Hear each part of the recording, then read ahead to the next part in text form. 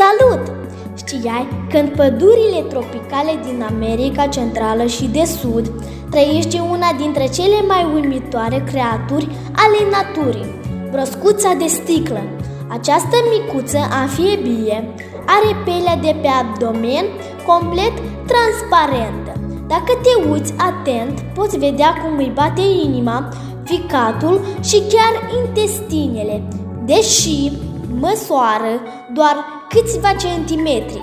Broscuța de sticlă este un adevărat miracol al camuflajului.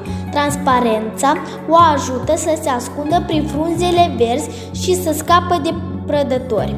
Este una dintre dovezile vii că natura ascunde mereu surprize incredibile. Dacă v-a plăcut, nu uitați să dați un like și să vă abonați.